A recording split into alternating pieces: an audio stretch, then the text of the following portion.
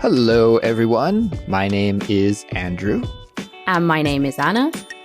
And you're listening to the Culips English podcast. Hello, listeners. Welcome back to Culips. You're listening to Chatterbox, which is the Culips series designed for intermediate and advanced English learners. Here we present natural, unscripted conversations about a wide range of interesting topics, current events, or trending issues. Today, joining me as always is my co-host on Chatterbox, Anna. Hello, Anna. How's it going? I'm wonderful, thank you, Andrew. And yourself? I'm doing very well. I gotta say, Anna, I am very curious about today's episode because I don't really know what direction it's gonna go in. And I love that. It's got me on my toes a little bit. So I'm excited to jump in. Maybe you could share with our listeners what we'll be talking about today. Sure. Today, what we're going to be talking about, guys, is something that I actually came across recently when I was listening to one of the biggest podcasts in the interview space. You may have heard of it. It's called Diary of a CEO. This is a podcast hosted by a guy called Steven, and he interviews a lot of really interesting people from around the world. One of the products that he's created are these conversation cards. And the premise behind it is about how can we have more meaningful conversations with people? And, maybe I would ask you, when was the last time you really sat down and you just had a really meaningful conversation with somebody? There was no phones, no screens, nothing. I feel like a lot of us have this feeling that we lack those type of interactions these days. So this was kind of the inspiration for the episode. And I wanted to bring some conversation cards to the episode today that me and Andrew can talk about. And you can also answer as well on our Discord channel. Yeah, I love this idea, Anna. So it's kind of a way to connect, right? Connecting through conversation. And as you mentioned, I think a lot of us these days feel starved for conversation on a deeper level. You asked that question just a second ago. When was the last time that you connected with someone and really sat down and had a deep conversation? And when I think about my life, I have conversations all the time, every day. We all do, but so much of it is small talk, right? And it's really hard to get to that place where you can share on a deeper level with the people that you talk with. I think in my life, maybe it's really only with my wife that I do that on a regular basis. And so often when I do see my friends or see my colleagues or my students, it's hard to really find that place where you can connect, like I said, on a deeper level. So I think this idea is really cool. I think probably a lot of people feel the way that we do. And maybe this is why that guy has his podcast called Diary of a CEO, is because he's got these great business ideas, like selling these kind of conversation cards. It's a good idea. So we'll try it out, right? We'll try it today. We'll demo it for everyone and we'll see. Like, as I said, we're going to be on our toes a little bit here because you never know where the conversation will go, what kind of things we'll talk about, and what we'll learn about ourselves and we'll learn about each other along the way here, Anna. So we'll get to this conversation in just a moment. But before we do, everyone, I want to remind you that there is a transcript and study guide for this episode that is available to all Culips members. And guys, while you use the study guide and listen to this episode, it is really just an excellent way to improve your learning experience with us. And by becoming a Culips member, you'll also be supporting us and allowing us to continue creating English lessons for learners all around the world. Now, membership also comes with a ton of other bonuses and perks. And I heard another podcast that I listened to recently. They called this BOCO, bonus content. And I thought that was cool. BOCO. So there's a lot of extra BOCO that you get when you are a Culips member as well, such as ad-free audio and an invitation to our monthly live stream events that are members only. We also have a completely other series that is members only called the Fluency Files. And we have a member-only Discord channel, lots and lots of BOCO. So to sign up and become a Culips member today, just visit our website, culips.com, or you can follow the link that's in the description for this episode. Lastly, we wanted to give a shout out to our listener, Ha Peggy, who left us a really nice comment and a 5-star review on Apple Podcasts.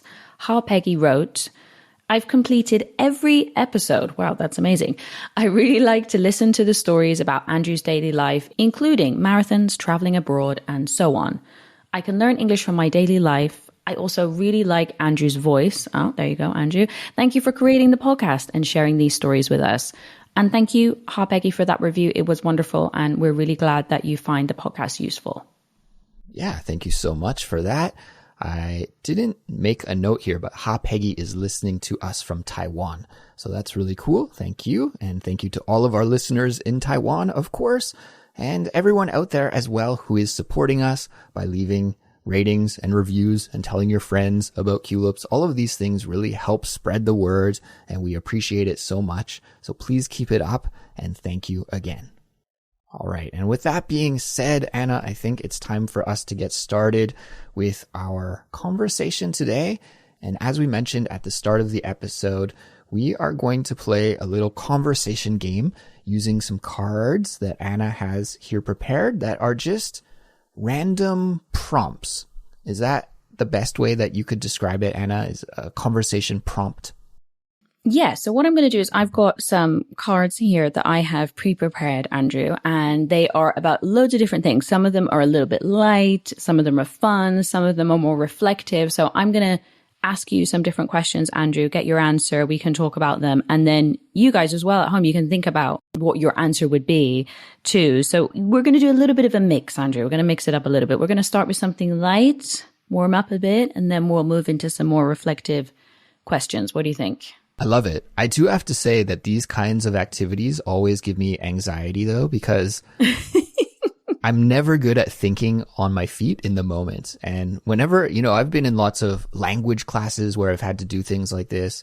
I think it's okay when you're in your second language. Sometimes you have to be creative with the answer that you give, and you can't really share your true opinion. Sometimes you have to kind of tiptoe around and find how to express yourself, knowing the vocabulary that you do know. But in a situation, maybe at university or some other groups that I've been in where you do this kind of activity, I always feel like the first answer that comes to my mind is not so good. And then later, after I've had some time to think about it, I'm always like, oh, why did I say that? I should have said this. This is how I really feel. So I'm a little bit anxious, but it'll be good. It'll be fun. Let's see how we do. It'll be fine. And I think the key thing to remember is you don't have to give an amazing answer. It doesn't have to be anything revolutionary, just whatever pops into your head. Okay, that's the really key point. There's no pressure. It's just something fun, something light.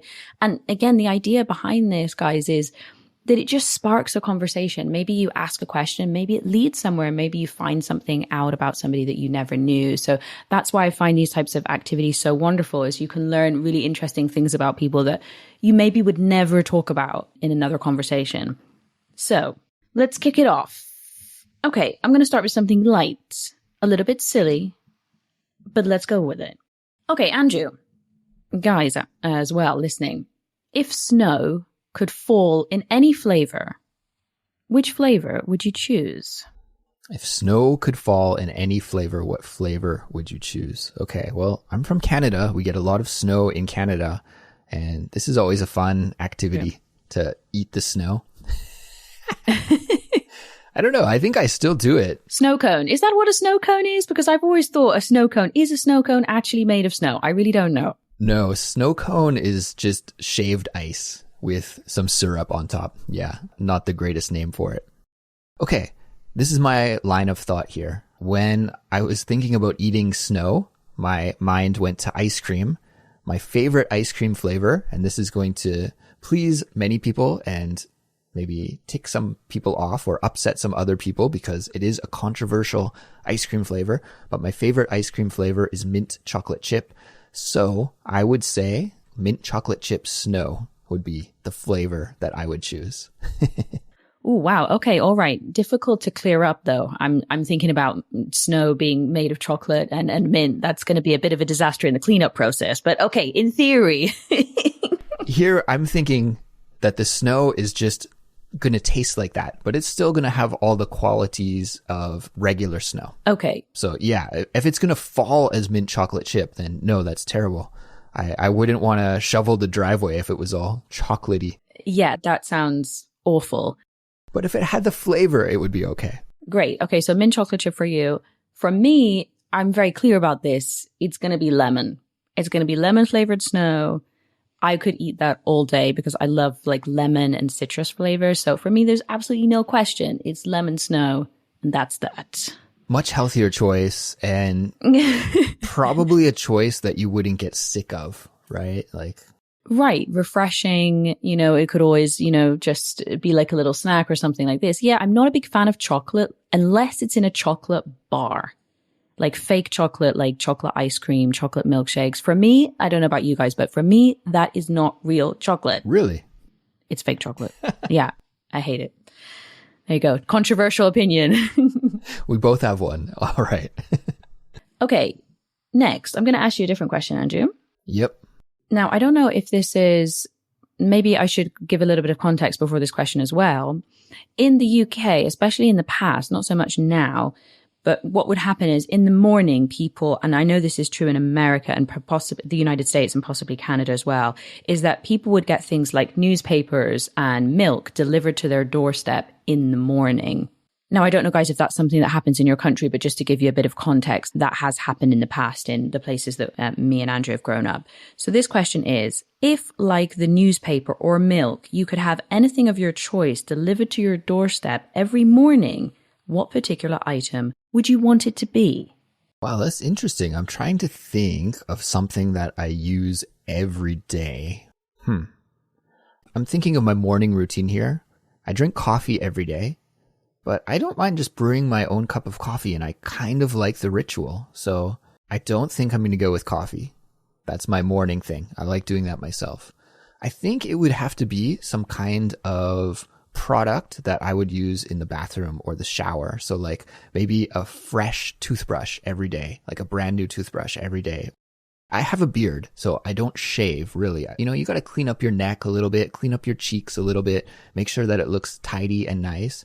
And I just use cheap disposable razor blades. And it always seems like when I'm in a rush and I need to tidy up my beard and shave it a little bit around the edges, it always seems like the disposable razor blades are empty and I have to use like some gross old one or something. So maybe like a brand new disposable razor each and every day. That would be really cool. I'd go with something like that, I think.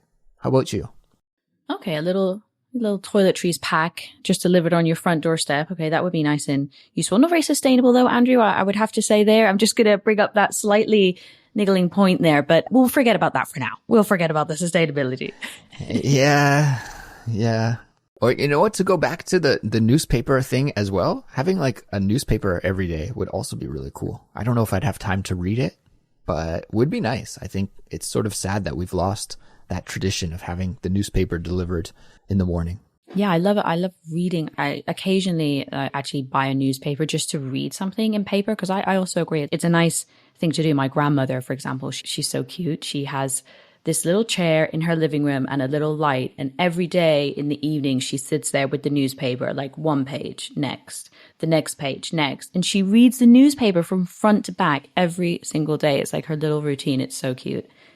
Okay, one thing that could be delivered to my doorstep every day. I agree. Coffee is a ritual. So I also think that I would like to make that myself. But one thing I always have in the morning, guys, I don't know if you've ever tried this, is I love porridge in the morning. That is my thing. I've had it as my breakfast for years now. So I would love to have a beautiful, healthy bowl of porridge, not too hot, not too cold, blueberries, some kind of topping on it, just delivered right at the time when I have breakfast, which is about 10 a.m. That would be beautiful because I don't really enjoy making that. So yeah, I'm going to go with the porridge bowl. That would be lovely. The porridge. All right. I like that. Kind of in the Goldilocks zone. Not too hot, not too cold. Some blueberries. Anna, could you quickly explain what porridge is? Because I think maybe some of our listeners don't know about that breakfast food. Thank you for reminding me. Yeah, that's true. So porridge is oats. You can add milk or you can add water, then you heat it up and then it becomes like a thicker liquid. And it's a little bit like if you've ever had rice pudding. Again, maybe I would have to explain rice pudding as well, but it's that type of consistency. It's quite thick.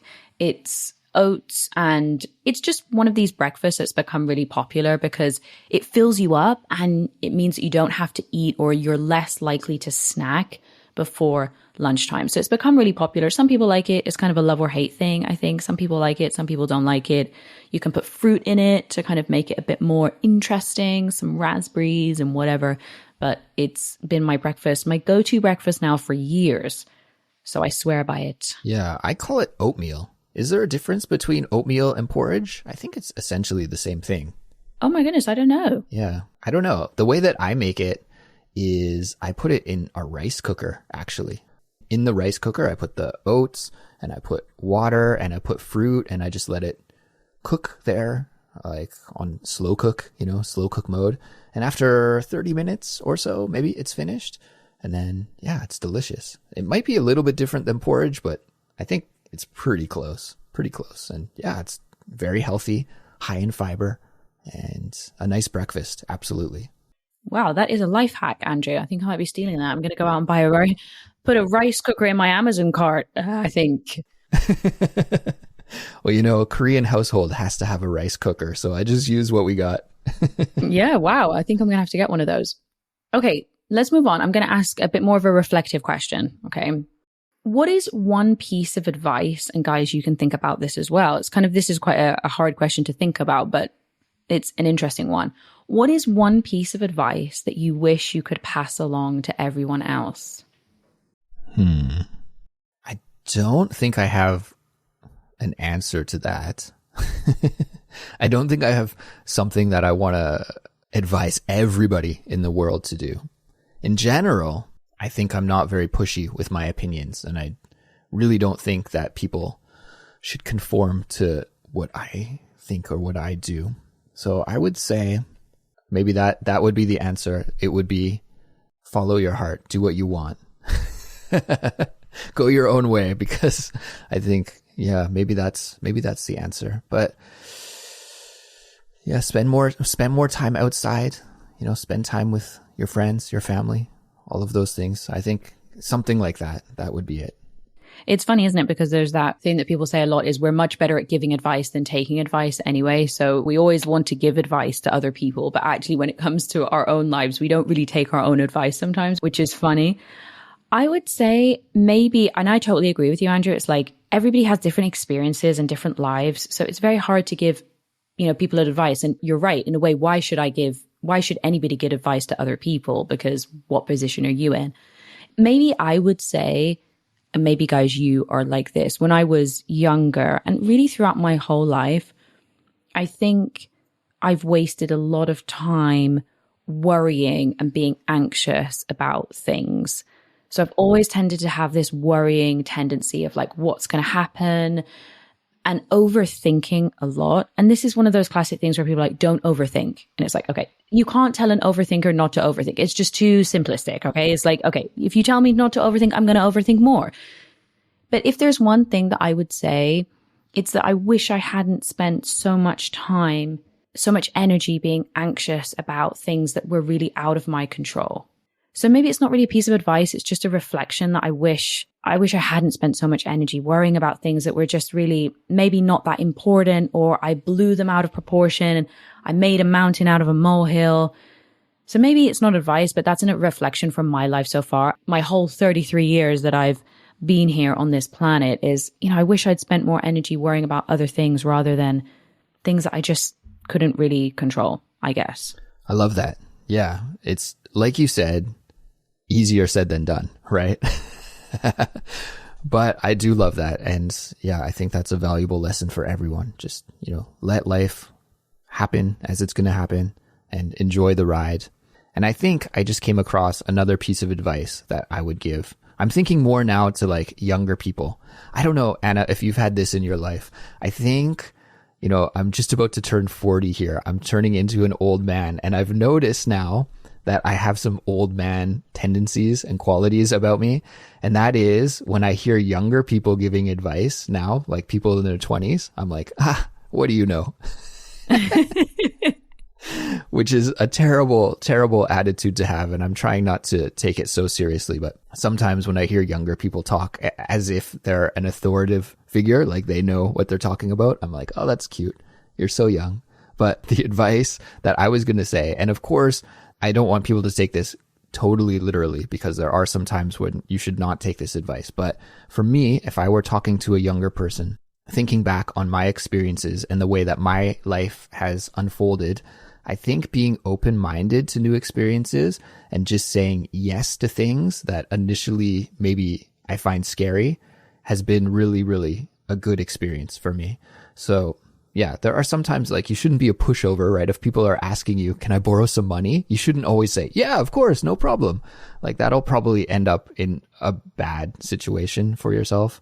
But when people invite you to do something, some activity that seems frightening or scary or uncomfortable at first, just being like, yeah, let's see what will happen. Like I've done that a lot in the past where things have scared me or been uncomfortable at first, or I thought, oh, I'm not going to like that. But then you say, yeah, you do it. And then, yeah, it turns out that you actually enjoy it in the end. Or if not, you've learned something new about yourself, or you have like a funny story to tell. So I think maybe that I'm going to take back my previous answer. I'm going to say, try to say yes whenever you can, even if it seems a little bit uncomfortable at first. Like something good might come from it. Right. I love that. That's great. And you said there, enjoy the ride, which I think is a really nice way to think about it, which leads me nicely into the next question as well, which is something a little bit later now. What is the most beautiful drive you have ever taken in your life? Try to be as descriptive as possible. Most beautiful drive. Well, in Canada, we have a lot of scenic drives. We got a lot of great long roads. Canada, maybe one of the best countries for having long roads with just nature. And so lots of great scenery. Looking back at when I was younger, one of the most fun road trips that I ever did, looking back on it, to me was a very beautiful experience now, was this tour that I went on with my band when I was younger. And we drove all the way across the country from Montreal to Vancouver, or Victoria, actually, on the west coast of British Columbia, and then back. Did we go back? I can't remember. I may have flown back.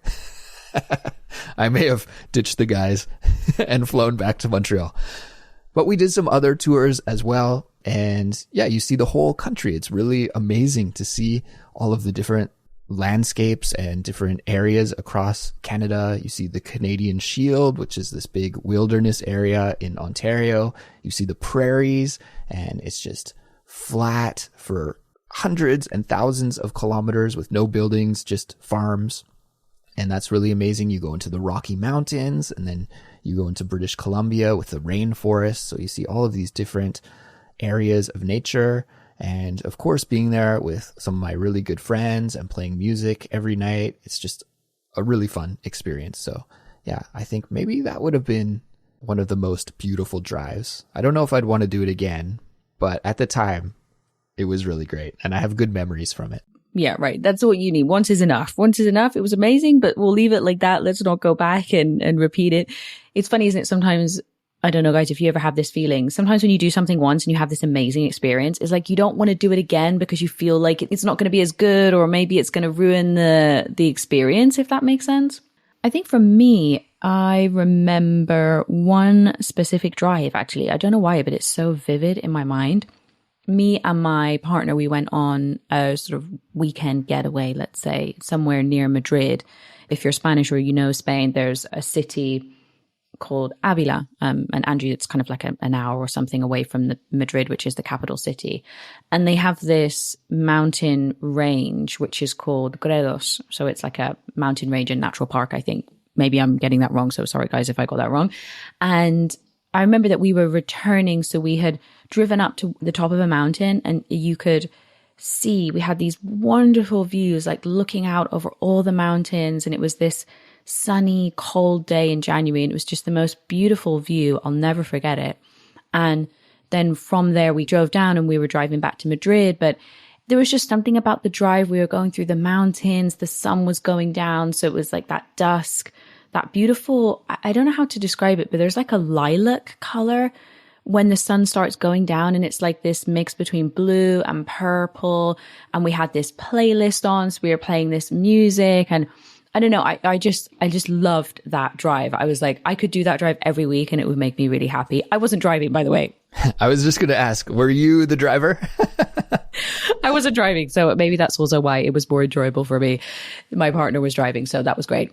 So it was just, I don't know, it's just one of those memories I have where I think, oh, it was just amazing. It wasn't even anything particularly special. It wasn't that the scenery was incredible. There was just something about that moment, and I'll never forget it. So that was definitely my favorite drive, or one of the most memorable drives anyway that I've ever had in my life. But I wasn't actually driving, so good for me.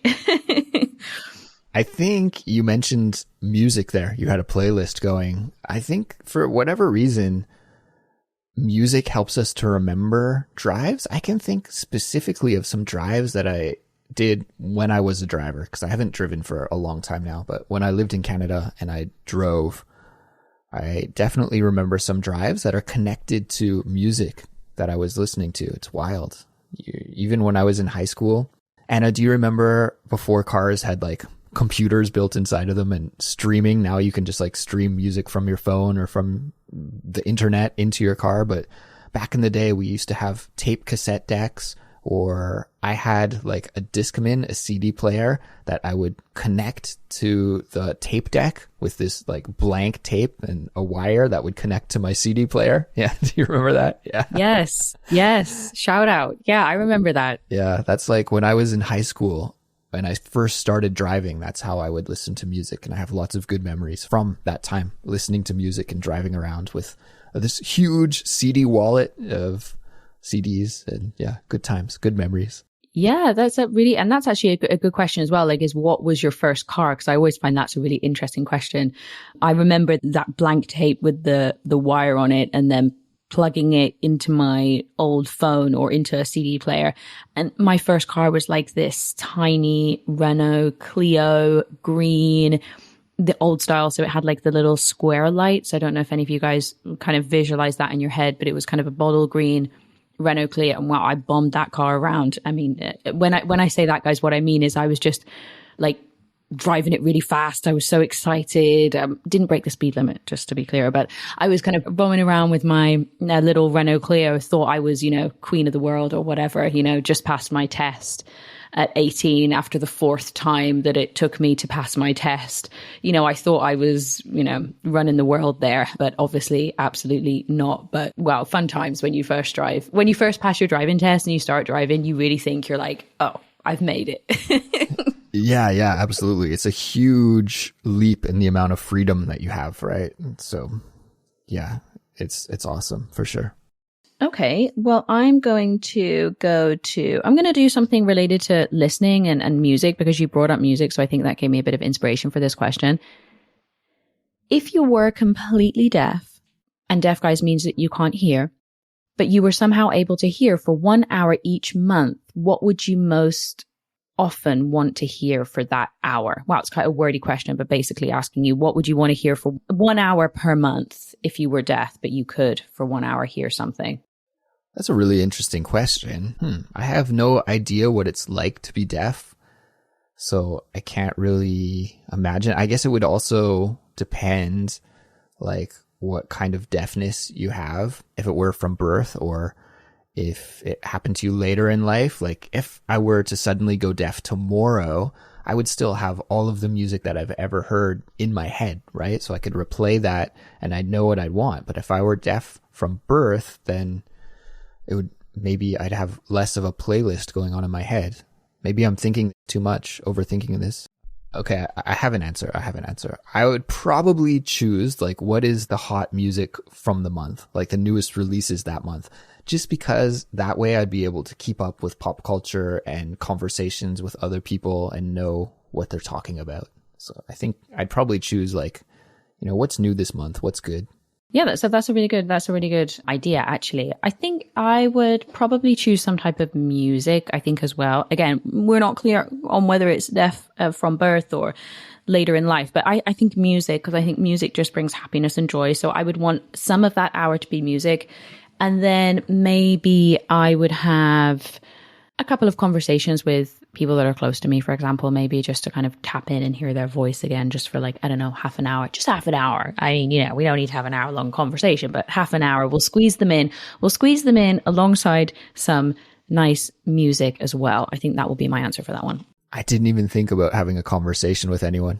I just imagine that I would be using sign language to communicate, and that would be fine. But I guess, yeah, you could maybe put some music on in the background and have a conversation, and then you're 2-for-1ing it, right? We're 2-for-1, exactly. Why not? Why not?